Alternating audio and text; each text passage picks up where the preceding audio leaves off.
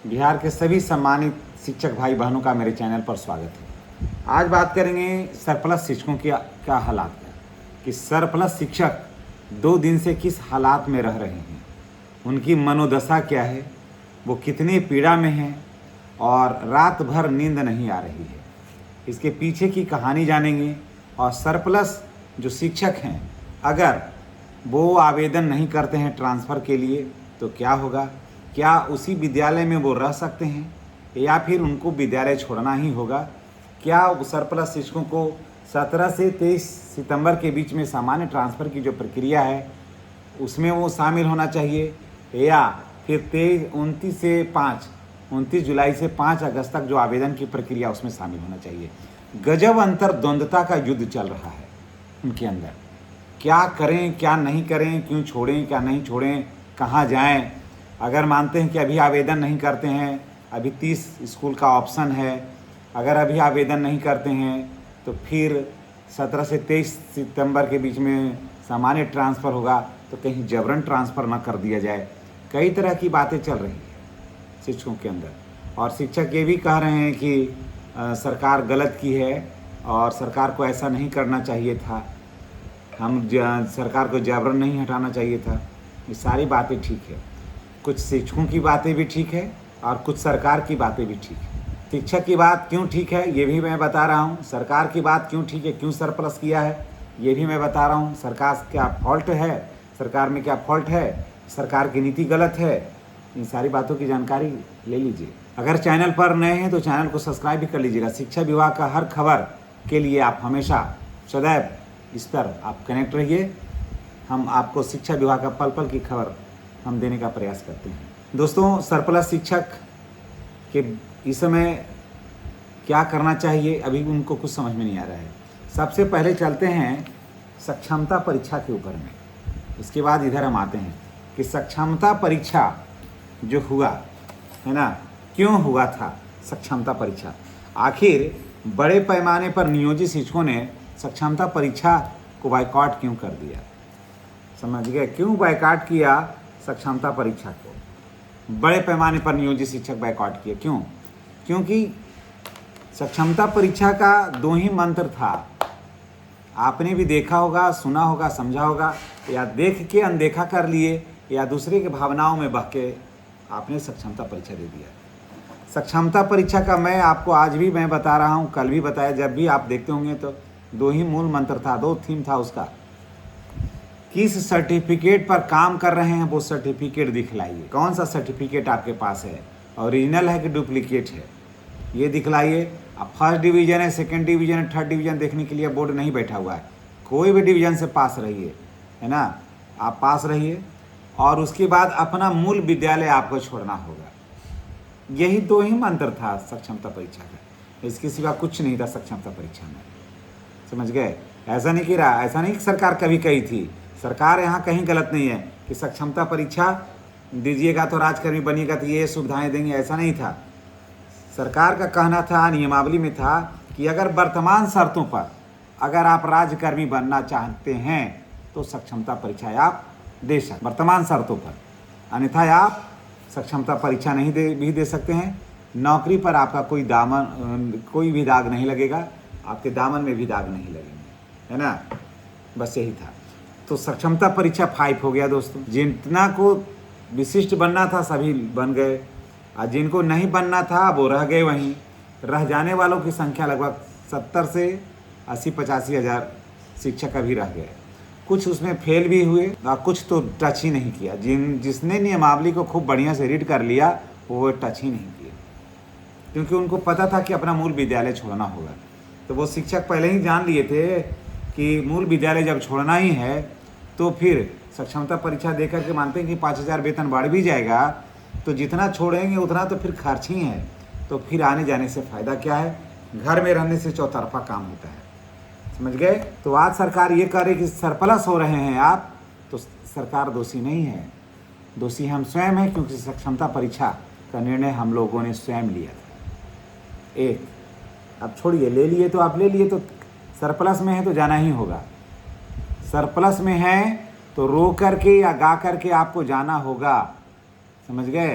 अब हम सरप्लस शिक्षकों पर आते हैं, बाद में फिर और चर्चा करते हैं कि अगर नहीं मानते हैं आप अप्लाई करिएगा तो क्या होगा, कुछ ऑप्शन भी बचा हुआ है। अब सरप्लस का पर बात करते हैं कि अगर मानते हैं सरप्लस में मेरा नाम आ गया है, भले ही आप दूसरी जगह से आए थे ट्रांसफ़र होकर के और एक ही साल रहे हैं, फिर सरप्लस में आपका नाम है, ऐसा भी है, ऐसा भी है। तैयारी 3 में है, सरप्लस में नाम है। 6 to 8 में किसी कोई ऐसा भी विद्यालय है, हमारे एक मित्र फ़ोन किए थे टेकारी से, बहुत दिन हम लोग साथ भी रहे, 34,540 में उनका सिलेक्शन भी हुआ। और उसके बाद फिर वो टेकारी कि मऊ में शायद चले गए, या टेकारी है शायद, टेकारी ही, हाँ टेकारी चले गए। तो अब उनका घर अरवल है, तो वहाँ से उनको आना जाना आसान रहता है।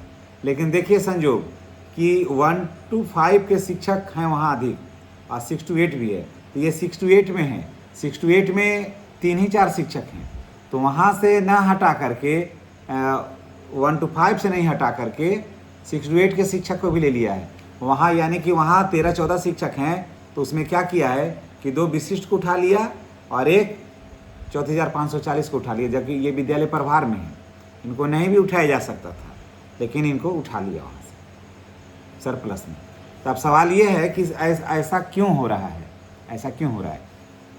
जो ट्रांसफ़र लेना चाह रहे हैं उनका ट्रांसफ़र में नाम नहीं है, सरप्लस में नाम नहीं है, इसका समझिए कि सरप्लस में उनका नाम नहीं है। और जो नहीं लेना चाह रहे हैं उनका सरप्लस में नाम है, सरप्लस शिक्षकों में उनका नाम है। तो देखिए ये तो संजोग की बात है, ऐसा नहीं है कि कोई दे दिया ले लिया कर दिया, सो बात नहीं, ये तो संजोग की बात है। लेकिन सरप्लस में जब नाम है तो आपको तो हर हाल में, अभी तक जो नीति है, नीति में बहुत बदलाव होगा अभी, इसलिए घबराने की ज़रूरत नहीं है। तो आपको तो जाना ही होगा। अगर अब सवाल ये उठता है कि अगर हम नहीं जाते हैं, मान लिया जाए कि हम नहीं जाएंगे, तो क्या होगा? अभी तो कुछ भी नहीं होगा। लेकिन 17 से 23 सितंबर के बीच में सामान्य ट्रांसफ़र है, तो सरप्लस शिक्षक को फिर वहाँ से उठा करके, अभी तो 30 विद्यालय आपको मनपसंद का मिल भी जाएगा ना, और इसी में से मान लिया जाए कि 10,000 शिक्षकों का सरप्लस में नाम है, मान लिया जाए 10,000 शिक्षकों का सरप्लस में नाम है। तो सरप्लस में जब नाम है तो ये अभी नहीं करते हैं आवेदन, तो ये फिर इनको कब हटाया जाएगा? 17 सितंबर से 23 सितंबर के बीच में जो सामान्य ट्रांसफ़र होगा वहाँ हटाया जाएगा। देखिए तो यहाँ नुकसान क्या है कि तो वहाँ पर आपको 30 विद्यालय का ऑप्शन नहीं है, वहाँ आपको अभी जैसा स्थिति है 3 विद्यालय का ऑप्शन वहाँ नहीं है। लेकिन एक ऑप्शन है, बोर्ड बैठेगा उसमें, डीओ ऑफिस के स्टाफ भी बैठेंगे, डीओ बैठेंगे, स्थापना डीपीओ बैठेंगे, डीएम भी जिसे मनोनीत करके देंगे वहाँ वो भी बैठेंगे। यहाँ अगर कुछ जुगाड़ लग जाती है तो बहुत बढ़िया है, और जुगाड़ लग भी जा सकती, लगेगी भी, ये भी मैं आपको बता दे रहा हूँ, जुगाड़ लगेगी। क्योंकि बोर्डिंग जब बैठा करके करना है तो हो जाए। एक बोर्ड भी बैठेगा और फिर वो प्रखंड जिला स्तर पर वो निर्णय भी लेगी बोर्ड, तो कुछ उपाय वहाँ पर हो सकता है, समझ गए? जब क्योंकि आदमी ही का ही काम आता है। लेकिन जिनकी पहुँच पहचान वहाँ तक नहीं है या बात वहाँ पर नहीं फिट बैठा, तो उनको, जैसे अभी तो 30 विद्यालय है जहाँ जहाँ खाली नज़र आ रहा है वहाँ, फिर उसके बाद आपको मिलेगा अभी 30 विद्यालय का ऑप्शन। वहाँ अभी जो शिक्षक जाएंगे, अभी जो शिक्षक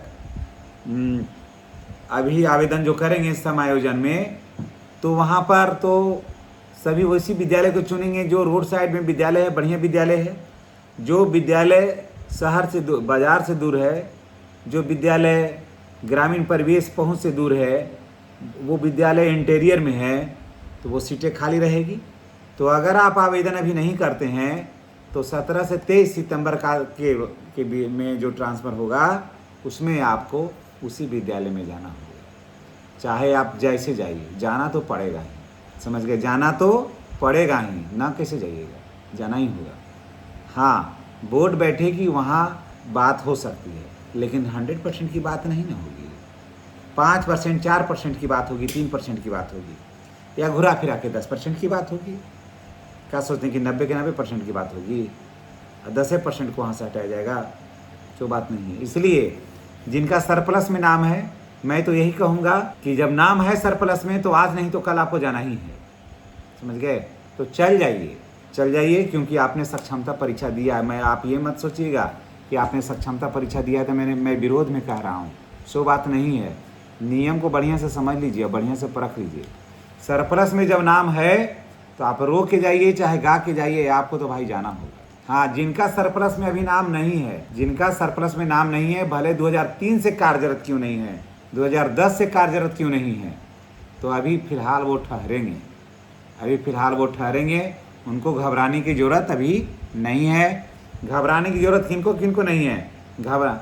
अगर एक चीज़ और भी है, अगर सरप्लस में नाम है और अगर आप जनगणना कार्य में आपका नाम है तो आपके पास कुछ बहाना है, आपके पास कुछ बहाना है। इसलिए मैं टेक्निकल बात भी मैं आपको बता दे रहा हूँ, आपके पास कुछ बहाना है, ठहरने का भी ठहर सकते हैं आप, क्योंकि जनगणना कार्य वाले का ट्रांसफ़र नहीं होगा।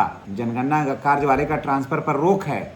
अगर आप धकियाल चल जाइएगा तो चल जाइए अपने मर्जी से, लेकिन अगर आप चाहते हैं कि जनगणना का इस्तेमाल करके, जनगणना एक ब्रह्मास्त्र है, उसका यूज करके ना आप उसका अनुसंधान करके, जैसे होता गांडी पर अर्जुन क्या करते थे, उस पर वान को अनुसंधान करके छोड़ते थे, तो अनुसंधान करके आप उसको छोड़ सकते और वो तीर जो है ना वो निशाने पर जाके लगेगा। इसलिए जनगणना कार्य में अगर नाम है तो आपके पास विकल्प बचा हुआ, आपको कोई दिक्कत अभी नहीं है। और वो दिक्कत 17 से 23 में भी आपका नहीं होगा। ये बात सिर्फ मैं बता रहा हूँ, अभी टेक्निकल बातें आपको, ये ऐसी बातें इतना खुल करके बात कोई नहीं बता रहा होगा यूट्यूब। इसलिए अगर सरप्लस में है और जनगणना कार्य में है तो अभी थोड़ा हिम्मत आप बनाइए, रिस्क लीजिए थोड़ा। और ऐसे अगर आप चाहते हैं कि तब छोड़ो, चलो कम से कम 30 विद्यालय में है तो चलते हैं घर के पास, तो दम चल जाइए, छोड़िए इधर का। जब नाम आइएगा तो चल जाइएगा, फिर जनगणना कार्य में नाम है, फिर बुलावल जाएगा तो देखा जाएगा, समझ गए। अगर घर के पास जा रहे हैं तो बिल्कुल चले जाइए। अगर उसी में है जहाँ घर है वहीं पर विद्यालय में काम कर रहे हैं, अगर बगल के विद्यालय में समायोजन में अगर स्कूल मिलता है तो चले जाइए, नहीं तो अभी फ़िलहाल जनगणना में नाम है तो उसका इस्तेमाल आप कर सकते। तो अभी जिनका सरप्लस में नाम नहीं है वो स्थिर रहें, उनको घबराने की ज़रूरत नहीं है। नियोजित शिक्षकों को कोई अभी टेंशन नहीं है ना। इसलिए जिनका सरप्लस में नाम है और जनगणना में भी नाम है उनका, तो उनके पास कोई विकल्प है अभी। और जिनका सरप्लस में नाम है और जनगणना कार्य में नाम नहीं है तो 30 विद्यालय देख लीजिए, अगर आप नज़रिए से फिट बैठता है तो चले जाइए, आपके लिए बहुत बेहतर होगा। नहीं तो आने वाला समय में अगर रिस्क लेने के लिए तैयार हैं, जनगणना कार्य में नाम भी नहीं है, सरप्लस शिक्षक हैं, अगर रिस्क लेने के तैयार हैं कि जब ट्रांसफर ही होगा तो जो जहाँ जाएगा वहाँ जाएगा, तो 17 से 23 तारीख तक आप वेट करिए, सितंबर तक, 17 से 23 सितंबर तक वेट करिए। हो सकता है इससे कुछ बेहतर होगा, हो सकता है, नहीं तो फिर नहीं। अगर बेहतर हुआ तो वो विद्यालय आपके लिए बिल्कुल रखा हुआ है जहाँ पर आप जैसे योग्य शिक्षकों की ज़रूरत है, जहाँ कोई नहीं जाना चाहता है। तो चलिए इसी के साथ हम आपसे विदा लेते हैं। बातें अगर अच्छी लगी हो तभी आप चैनल को सब्सक्राइब करिएगा, अन्यथा आपने वीडियो देख लिया है, हम अपने तरफ से आपको धन्यवाद देते हैं। आने वाला कल जो है आपका सुखद सुखमय और मंगलमय हो, इसकी हम कामना करते हैं। और ईश्वर से, भोलेनाथ से, आज पहला सावन है माह में, हम आपके लिए ईश्वर से प्रार्थना करते हैं, देवों को देव महादेव से प्रार्थना करते हैं कि आप जो सपना सजाएं जिस विद्यालय का, वही सपना आपको मिले, वो सपना पूरा हो आपका। धन्यवाद।